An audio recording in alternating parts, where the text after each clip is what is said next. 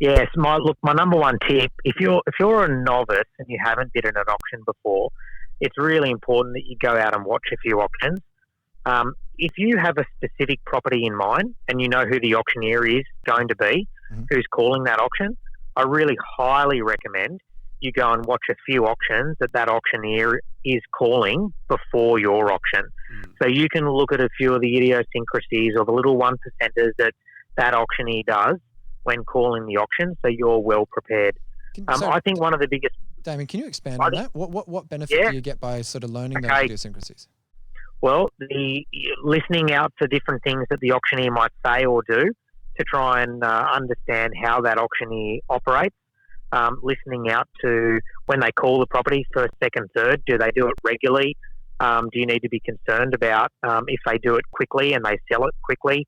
Do they go in every auction for instructions or do they not?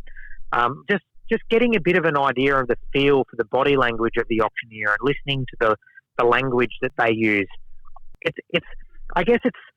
You're not going into battle, right? You're not going into a fight. But if I was a boxer and I was going into the boxing ring against my opponent, or if I was a rugby league player playing a game of football, AFL, against my opponent, I want to know who they are and I want to know how they play. And I think real estate is very similar, and it's the same for an agent.